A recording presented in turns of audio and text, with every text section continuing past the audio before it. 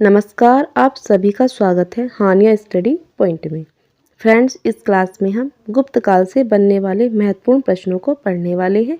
ये पार्ट 2 है। इससे पहले हमने पार्ट 1 को पढ़ लिया है। इस क्लास में गुप्त काल से बनने वाले सभी महत्वपूर्ण प्रश्नों को लिया है जो सभी एग्जाम के लिए महत्वपूर्ण है। अगर आप चैनल पर नए हैं तो चैनल को सब्सक्राइब जरूर कीजिए। तो आइए चलते हैं क्लास की तरफ। देखते हैं प्रश्न नंबर 43। इससे पहले हमने 42 प्रश्न पढ़ लिए हैं पार्ट 1 में। ये पार्ट 2 है। तो देखते हैं प्रश्न नंबर 42। प्रश्न है, नगरों का क्रमिक पतन किस काल की एक महत्वपूर्ण विशेषता थी? गुप्त काल, प्रतिहार काल, राष्ट्रकूट, सातवाहन युग। तो इसका आंसर है गुप्त काल, ऑप्शन ए। ऑप्शन ए सही है। प्रश्न है 42। किस वंश के शासकों ने मंदिर एवं ब्राह्मणों को सबसे अधिक ग्राम अनुदान में दिया था? गुप्त वंश, पाल वंश, राष्ट्रकूट वंश या प्रतिहार? तो इसका आंसर क्या है? इसका आंसर है गुप्त वंश। आगे देख लेते हैं प्रश्न नंबर हमारा 45। दिल्ली के मेहरौली के कुबत उल इस्लाम मस्जिद के प्रांगण में स्थित प्रसिद्ध लोहा स्तंभ किसकी स्मृति में है? अशोक, चंद्र, हर्ष या अनंग पाल? तो इसका आंसर क्या है? इसका आंसर है चंद्र। आगे देख लेते हैं प्रश्न नंबर हमारा 46। प्रश्न है, कालिदास द्वारा रचित मालविका अग्निमित्र नाटक का नायक था?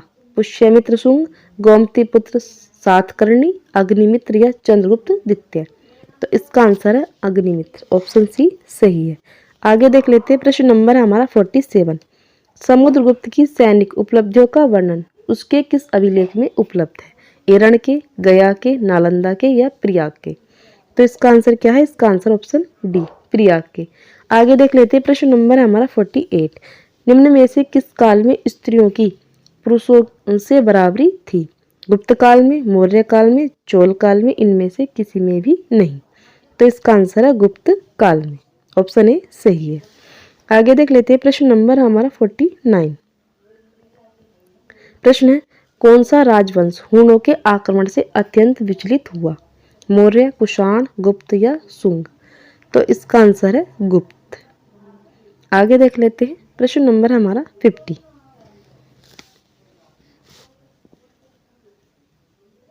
प्रश्न है, निम्नलिखित में से कौन सा नाटक कालिदास ने नहीं लिखा था? मालविका अग्निमित्रम, अभिज्ञान शकुंतलम, विक्रमो वर्षियम, जानकी हरण? तो इसका आंसर ऑप्शन डी, ये कालिदास ने नहीं लिखा, ये कालिदास ने लिखे थे। आगे देख लेते हैं प्रश्न नंबर हमारा 51। अजंता गुफाओं के सरीखी जैसी गुफाएं मध्य प्रदेश में कहाँ हैं?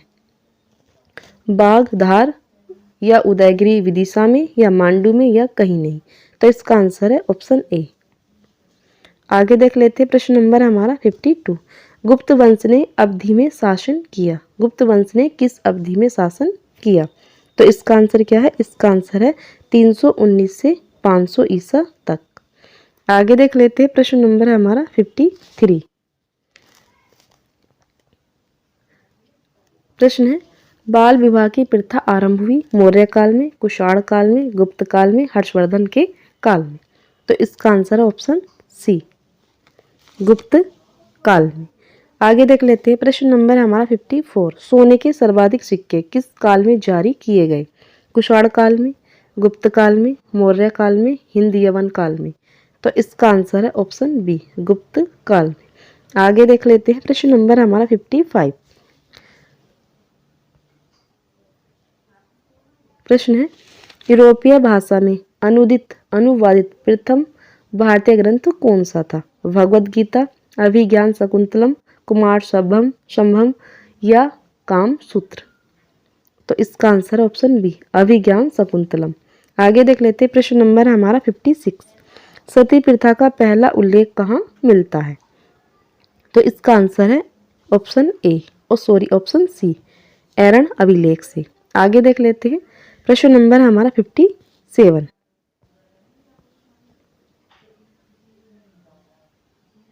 प्रश्न है, गुप्त वंश के निम्नलिखित शासकों को क्रम से लगाइए। तो इसका आंसर क्या है? इसका आंसर है ऑप्शन ई। फर्स्ट थे चंद्रगुप्त, सेकंड थे समुद्रगुप्त, थर्ड थे चंद्रगुप्त द्वितीय और फोर्थ थे कुमारगुप्त। ये इनका सही, और फिर थे स्कंदगुप्त। ये इनका क्रम है। आगे देख लेते हैं। नेक्स्ट प्रश्न है हमारा 58। गुप्तकालीन सिक्कों का सबसे बड़ा ढेर कहाँ से प्राप्त हुआ है? ये हुआ है बयाना, भरतपुर से। आगे देख लेते हैं। प्रश्न नंबर है हमारा 59। प्रश्न है किस गुप्त शासक को नालंदा विश्वविद्यालय का संस्थापक माना जाता था? कुमारगुप्त फर्स्ट को, स्कंदगुप्त को, समुद्रगुप्त को या चंद्रगुप्त प्रथम को? तो इसका आंसर ऑप्शन ए कुमारगुप्त प्रथम को। आगे देख लेते हैं। प्रश्न नंबर हमारा 60। कथन ए है प्राचीन भारत में सामंती व्यवस्था का अभ्युदय सैनिक अभियानों में देखा जा सकता है। कथन आर है गुप्त काल में सामंती व्यवस्था का पर्याप्त विस्तार हुआ था। अब बताना है। ऑप्शन ए और आर दोनों सही हैं तथा आर ए की सही व्याख्या करता है। ऑप्शन बी है ए और आर दोनों सही हैं किंतु आर ए की सही व्याख्या नहीं करता है। ऑप्शन सी है ए सही है किंतु आर गलत है। ऑप्शन डी है ए गलत है किंतु आर सही है। तो इसका आंसर ऑप्शन बी, ए और आर दोनों सही हैं किंतु आर ए की सही व्याख्या नहीं करता। आगे देख लेते हैं। प्रश्न नंबर हमारा 61। गुप्त काल में उत्तर भारतीय व्यापार निम्नलिखित किस एक पतन से संचालित होता था? तो इसका आंसर है ऑप्शन ए ताम्रलिप्ति। आगे देख लेते हैं। प्रश्न नंबर हमारा 62। प्रश्न है गुप्त शासकों द्वारा जारी किए गए चांदी के सिक्के कहलाते थे? तो इसका आंसर है ऑप्शन ए रूपक। आगे देख लेते हैं। प्रश्न नंबर हमारा 63। मैच करना है सूची 1 को सूची 2 के साथ। विशाख दत्त, ये मैच होगा नाटक से। बरहा मिहिर, ये मैच होगा खगोल विज्ञान से। चरक जो है चरक, ये मैच होगा, चरक कौन था? चिकित्सक था। और ब्रह्मगुप्त नाटक, ब्रह्मगुप्त था। एक मिनट, विशाख दत्त खगोल विज्ञान, बरहा मिहिर, एक मिनट, विशाख दत्त नाटक, बरहा मिहिर खगोल विज्ञान, चरक चिकित्सक और ब्रह्मगुप्त गणित। तो इसका आंसर ऑप्शन सी। आगे देख लेते हैं। प्रश्न नंबर हमारा 64। समुद्रगुप्त द्वितीय के काल में विद्या, कला व साहित्य का महान केंद्र कौन सा था? धारवाड़, वाराणसी, उज्जैन या विदिशा? तो इसका आंसर है ऑप्शन सी उज्जैन। आगे देख लेते हैं। प्रश्न नंबर हमारा 65। कालिदास की किस कृति की गिनती विश्व की 100 प्रसिद्ध साहित्य कृतियों में होती है? तो इसका आंसर ऑप्शन सी अभिज्ञान शकुंतलम। आगे देख लेते हैं। प्रश्न नंबर हमारा 66। वर्तमान गणित में दशमलव प्रणाली आविष्कार का श्रेय निम्न में से किस युग को है? कुषाण युग को, गुप्त युग को, मौर्य युग को या वर्धन युग को? तो इसका आंसर ऑप्शन बी गुप्त युग को। आगे देख लेते हैं। प्रश्न नंबर हमारा 67। प्रश्न है निम्न में से कौन सा गुप्त वंश के पतन का कारण नहीं था? तो इसका आंसर है ऑप्शन डी सत्ता के नियंत्रण के लिए आंतरिक कलह। ये गुप्त वंश के पतन का कारण नहीं था। स्कंदगुप्त के बाद केंद्र की शक्तियों का दुर्बल होना, ये भी सही है। हूणों का आक्रमण, ये भी सही है। प्रांतीय शासकों का विद्रोह, ये सारे गुप्त वंश के पतन के कारण थे। आगे देख लेते हैं। प्रश्न नंबर हमारा 68। प्रश्न है निम्नलिखित में से किस गुप्त शासक ने अपने सिक्कों पर अपने को वीणा बजाते हुए आकृति में अंकित करवाया था? तो इसका आंसर है समुद्रगुप्त ने। आगे देख लेते हैं। प्रश्न नंबर हमारा 69। वह प्रथम भारतीय विद्वान कौन था जिसने गणित को एक प्रथम विषय के रूप में स्थापित किया? तो इसका आंसर क्या है? इसका आंसर ऑप्शन ए आर्यभट्ट। आगे देख लेते हैं। प्रश्न नंबर हमारा 70। गुप्तकालीन पुस्तक नवीनतम नवनीतकम का संबंध है? खगोल शास्त्र से, गणित से, चिकित्सा से या धातु विज्ञान से? तो इसका आंसर है चिकित्सा से। आगे देख लेते हैं प्रश्न नंबर हमारा 71। प्रश्न है, तांबा का सिक्का जारी करने वाला पहला गुप्त शासक कौन था? तो इसका आंसर है रामगुप्त। रामगुप्त ने तांबे के सिक्के सबसे पहले जारी किए थे। आगे देख लेते हैं प्रश्न नंबर हमारा 72।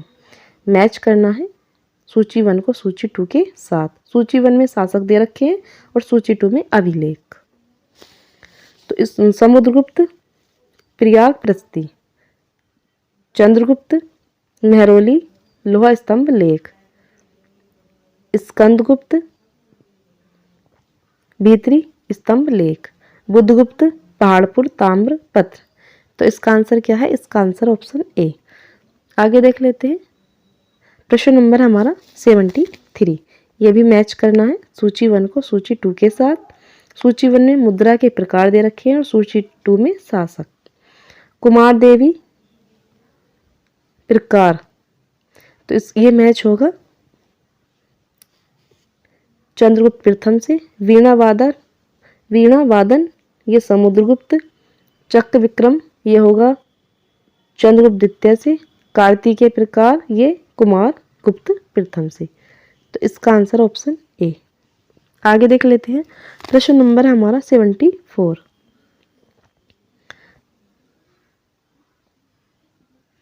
सुमेलित कीजिए। सूची 1 में शासक दे रखे हैं और सूची 2 में उपाधियां कि कौन से शासक की कौन सी उपाधि थी। चंद्रगुप्त प्रथम, एक मिनट, चंद्रगुप्त प्रथम माधिराज। समुद्रगुप्त मैच होंगे अश्वमेघ पराक्रम। समुद्रगुप्त द्वितीय परम भागवत। स्कंदगुप्त शक्रोपम। तो इसका आंसर है ऑप्शन डी। आगे देख लेते हैं प्रश्न नंबर है हमारा 75। मैच करना है सूची 1 को सूची 2 के साथ। सूची 1 में शासक दे रखे हैं, सूची 2 में पत्नियां। कौन से शासक की कौन सी पत्नी थी? चंद्रगुप्त प्रथम की पत्नी का नाम था कुमार देवी। रामगुप्त की पत्नी का नाम था ध्रुप देवी। समुद्रगुप्त की पत्नी का नाम था दत्ता देवी। रुद्रसेन द्वितीय की पत्नी का नाम था प्रभावती गुप्ता। तो इसका आंसर है option A. Option A right होगा। फ्रेंड्स, ये हमारे 75 प्रश्न इस क्लास में हमने गुप्तकाल को पढ़ा है। गुप्तकाल से बनने वाले सभी महत्वपूर्ण प्रश्नों को पढ़ा है। जो बचे हुए प्रश्न हैं वो नेक्स्ट वीडियो में हम देखने वाले हैं। ये पार्ट 2 था। इससे पहले हमने पार्ट 1 पढ़ लिया है, चैनल पर अपलोड है, आप उसे जाकर देख सकते हैं। अगर आप चैनल पर नए हैं तो चैनल को सब्सक्राइब जरूर कीजिए। धन्यवाद।